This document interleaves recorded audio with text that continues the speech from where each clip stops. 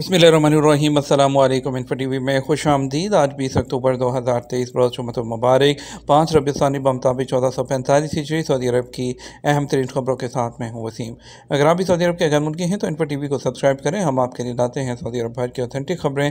आज के news bulletin में भी होंगी, वीडियो को मुकम्मल देखिएगा। शुरू करते हैं पहली खबर के साथ। आसियान और GCC सरबराह कॉन्फ्रेंस शुरा की रियाद आमद। आसियान एसोसिएशन और खलीजी ताउन कौंसिल में शामिल मुल्कों की रियाद सरबराह कॉन्फ्रेंस जुमे को आज सऊदी दारकूमत रियाद में मुनक़द होगी। कायदीन की सऊदी अरब आमद का सिलसिला जारी है। ये अपनी नौइयत की पहली तारीखी कॉन्फ्रेंस हो रही है। इसका मकसद फ़रीक़ैन के दरमियान स्ट्रेटजिक पार्टनरशिप और नए मौक़े दरियाफ़्त करके ताउन को अरूज की नई मंजिलों तक पहुँचाना है। सोने के ज़ेवरात पर कुरानी आयात लिखने और उस पर पाबंदी आयद कर दी गई। सऊदी अवान हाय सनत और तजारत फेडरेशन ने कहा, सोने के ज़ेवरात और बर्तनों पर कुरानी आयात तहरीर ना की जाए। सबक वेबसाइट के मुताबिक सऊदी अवान हाय सनत और तजारत फेडरेशन ने मज़कूरा पाबंदी सऊदी अरब के मुफ्ती आला और वज़ीर दाखिला की जारी करदा हदायत के तनाजुर में लगाई है। मुफ्ती आला ने बर्तनों, सोने के ज़ेवरात और हाशी अशिया पर कुरान पाक की आयात तहरीर करने से मना करते हुए तवज्जो दिलाई है कि बाज़ लोग कुरानी आयात वाले ज़ेवरात और बर्तनों को गंडों के तौर पर भी इस्तेमाल कर सकते हैं। मुफ्ती आला का कहना है कि कुरान पाक की आयात इंसानों की हदायत के लिए नाज़िल की गई हैं। इस मकसद के सिवा किसी और काम में इस्तेमाल करने की इजाज़त नहीं है। किसी भी सूरत में कुरानी आयात की बेहुरमती की इजाज़त नहीं दी जा सकती। इसके अलावा सऊदी वज़ीर दाखिला ने ताकीद की है कि अल्लाह का नाम ऐसे किसी भी कागज़, बर्तन या सामान पर तहरीर ना किया जाए जिसे आम तौर पर लोग इस्तेमाल करके ज़ाया कर देते हैं। याद रहे कि सऊदी अरब के दारुल इफ्ता ने 2015 में अल्लाह ताला के नाम और सिफ़ात के मौजू पर फतवा जारी किया था, जिसके तहत पाबंदी लगाई गई थी कि अल्लाह के नाम और सिफ़ात ऐसी किसी भी जगह या किसी भी कागज़ या बर्तन वगैरह पर ना लिखे जाएँ जिनसे उनकी ताज़ीम ना हो पाती हो और जिन्हें किसी न किसी शक्ल में नज़रअंदाज करने की वजह से उनकी बेहुरमती होती हो। ज़ायरीन अपने जूते मखसूस मुकाम पर रखें, इदारा अमूर हरमैन शरफ़ैन। हरमैन शरफ़ैन इंतज़ामिया ने ज़ायरीन से कहा कि वो मस्जिद हरम की पाकीज़गी और सफाई का ख़ास ख्याल रखें। हरमैन में ज़ायरीन अपने जूते मखसूस शू रैक में रखने का एहतमाम करें। सबक वेबसाइट के मुताबिक हरमैन शरफ़ैन की निगहदाश्त पर मामूर इदारे ने अपने ट्विटर अकाउंट पर कहा कि मस्जिद हरम के दरवाज़ों और राहदारियों में शू रैक मौजूद हैं। हर शू रैक पर नंबर दर्ज हैं ताकि ज़ायरीन को मुतलका शू रैक तक रसाई में मुश्किल पेश ना आए। इदारे ने उम्मीद ज़ाहिर की है कि सब लोग जूते मुकर्रर जगहों पर ही रखने का एहतमाम करें, शू रैक का नंबर याद रखें और वहाँ जूतों के अलावा कोई दूसरा सामान ना रखें। मस्जिद हरम में 8000 स्पीकर्स पर मुश्तमिल जदीद तरीन साउंड सिस्टम। हरमैन शरफ़ैन की निगहदाश्त पर मामूर आला इदारे ने कहा कि मस्जिद हरम, उसके सहनों, नई तोसी वाली इमारत और गिरदोनवाह की सड़कों तक अज़ान, तकबीर, नमाज और खुतबात की आवाज़ साफ शफाफ तरीके तक पहुँचाने के लिए 8000 स्पीकर पर मुश्तमिल जदीद तरीन साउंड सिस्टम काम करता है। अदल वेबसाइट के मुताबिक इदारे का कहना है कि मस्जिद हरम में साउंड सिस्टम की देखभाल पर 120 से ज़्यादा इंजीनियर्स और टेक्नीशियन तैनात हैं। हर नमाज से पहले साउंड सिस्टम चेक किया जाता है। इदारे ने तवज्जो दिलाई है कि मस्जिद हरम के साउंड सिस्टम के तहत नहायत हसास आलात नस्ब किए गए हैं। उनकी खासियत यह है कि इनकी बदौलत हरम शरीफ के मुअज्जिन, आइम्मा और ख़तीबों की आवाज़ इंतहाई मुतवज़्ज़न आज़ान में जो अंदाज़ है उसमें हरम शरीफ और उसके गिरदोनवा तक पहुँचती है।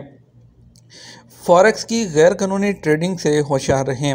महकमा अमन अमान ने शहरियों और मुकीम गैर मुल्कियों को फॉरेक्स की गैर कानूनी कंपनियों से होशियार किया है।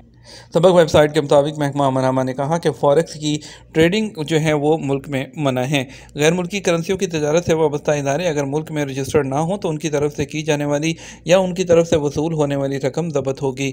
महकमे ने कहा, सोशल मीडिया पर ज़राए पर गैर कानूनी कंपनियों के इश्तहारात की भरमार है जिसमें लोगों को फॉरेक्स में ट्रेडिंग करने की तरगीब दी जाती है। ये तमाम कंपनियाँ गैर कानूनी हैं और इनके साथ मामला करने से होशियार रहा जाए।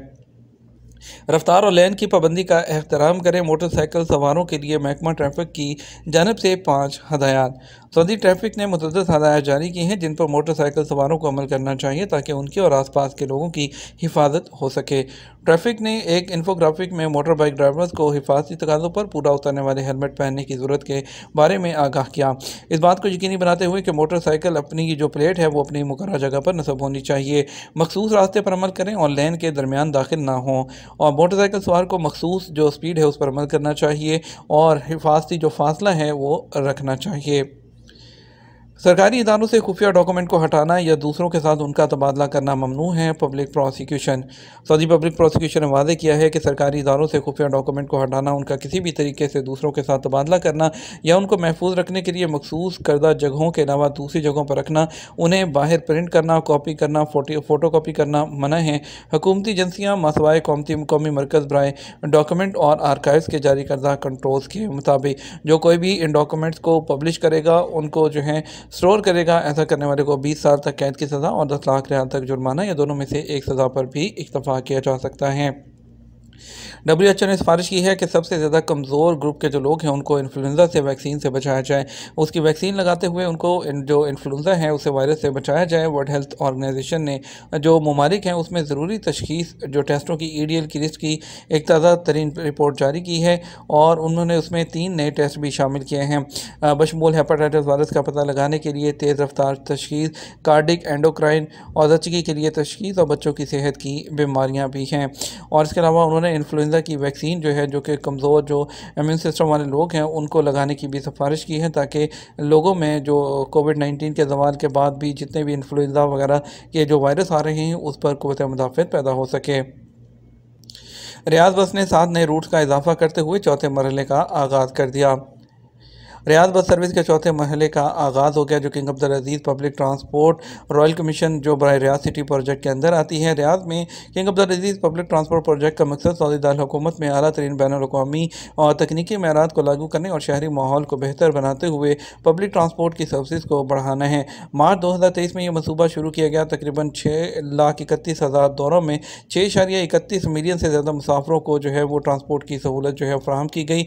रियाद बस रूट्स की कुल तादाद 40 तक पहुँच गई है। 614 बसों के ज़रिए ये खदमात जो है वो फराहम की जा रही हैं, जो 1632 से ज़्यादा मुख्तलिफ स्टेशन और स्टॉपिंग पॉइंट्स का अहाता करती हैं। सऊदी अरब को 2025 में आलमी सियाहत की जनरल असम्बली के 26वें इजलास की मेज़बानी के लिए मुंतखब कर लिया गया। वर्ल्ड टूरिज़्म ऑर्गेनाइजेशन ने 2025 में तंजीम की जनरल असम्बली के 26वें इजलास की मेज़बानी के लिए सऊदी अरब के इंतखाब का ऐलान किया, जो अक़वाम मुत्तहिदा की सतह पर सऊदी अरब में मुनक़्क़द होने वाली पहली जनरल असम्बली है। ये बात वज़ीर सियाहत अहमद बिन नकील अल खतीब की आलमी सियाहती तंजीम की जनरल असम्बली के 25वें इजलास में शिरकत के दौरान सामने आई, जिसकी मेज़बानी उज़्बेकिस्तान के शहर समरकंद में हुई। 16 अक्टूबर से इस अरसे के दौरान एमिरेट्स का भारतीय मुसाफरों के लिए प्रीमियम इकॉनमी केबिन शुरू करने का ऐलान। एमिरेट्स एयरलाइन ने भारत के शहरों मुंबई और बेंगलोर के लिए प्रीमियम इकॉनमी सर्विसेज जो है वो शुरू करने का ऐलान किया है। ये फ़ैसला दुनिया के गुंजानाबाद मुल्क के मुसाफरों में एमिरेट्स के हक़ में मुकाबले की फ़ज़ा की खातिर शुरू किया गया है, ताकि मुसाफरों को ज़्यादा से ज़्यादा सहूलत की पेशकश हो सके। ये premium economy cabin double decker air बस SE380A जेट्स में 56 जो है वो क्रीम कलर की जो सीटें हैं फ्रंट साइड में होंगी। ये 2 और 4 की 2-2 की जो कॉन्फ़िगरेशन में होंगी। एयरलाइन ने इस नई सहूलत का ऐलान जुमेरात के दिन मुंबई में एक प्रेस कॉन्फ्रेंस के दौरान किया है। यहाँ तक कि अगर आप बेहतर होते हैं, अल खदीरी ने खबरदार किया, एंटीबायोटिक की जो एंटीबायोटिक है उसको उसकी जो मुकर्रर दिन के लिए तजवीज़ किया गया है उससे पहले बंद ना करें। प्रोफेसर और सरतान पैदा करने वाले रिसर्च के साइंटिस्ट डॉक्टर फ़हद अल खदीरी ने मखसूस मुद्दत के ख़त्म होने तक एंटीबायोटिक को ना रोकने की अहमियत पर जोर दिया। उन्होंने कहा, एंटीबायोटिक को रोकने की मखसूस मुद्दत 5 से 7 दिन के दरमियान होती है और उसके बाद फार्मासिस्ट या डॉक्टर की हदायत के मुताबिक उसको इस्तेमाल करना चाहिए। ये बात करते हुए कि अगर मरीज़ पहले 3 दिनों के दौरान बेहतर हो जाए तो फिर भी उसको मखसूस मुद्दत पूरी करनी चाहिए, ताकि जरसूमा एंटीबायोटिक्स के ख़िलाफ़ मज़ाहमत ना बन जाए। उन्होंने कहा कि पहले एंटीबायोटिक्स में नरमी के ख़िलाफ़ खबरदार किया था, इस बात की निशानदेही करते हुए कि ज़्यादातर नज़ला ज़ुकाम बैक्टीरिया से नहीं बल्कि जो है वायरस से होता है। अल्बाहा में टक्कर और रन के जो हादसे में 2 ख़वातीन को शदीद ज़ख्मी हालत में हस्पताल मुंतकिल कर दिया गया। ट्रैफिक के जो गश्त करने वाले और मुतलका हुकाम ने हाल ही में अल्बाहा में ख़ास तौर पर सिविल स्टेटस के सामने 2 ख़वातीन के एक रन ओवर हादसे की इत्तला दी। सबक की मालूमात के मुताबिक दोनों ख़वातीन सड़क ब्लॉक करने ही वाली थी कि एक सर्विस जो एजेंसी की गाड़ी उनसे टकरा गई तो वह हैरान रह गई। दोनों ख़वातीन को शदीद चोटें आईं, जिन्हें हॉस्पिटल ले जाया गया। उनमें से एक की हालत तशवीशनाक है। असीर के स्कूलों में मौसम सरमा के औकात पर अमल इतवार से। महकमा तालीम असीर रीजन ने कहा तमाम स्कूलों में इतवार से सरमा के जो औकात हैं उस पर अमल किया जाएगा। सबक वेबसाइट के मुताबिक जुमेरात को मौसम गर्मा के औकात का आखिरी दिन था। महकमा तालीम ने कहा कि इतवार से पहली क्लास 7:30 बजे हुआ करेगी, जबकि असम्बली 7:15 पर हुआ करेगी। नए टाइम से तमाम स्कूलों की इंतज़ामिया और वालिदैन के अलावा तलबा को भी आगाह कर दिया गया है।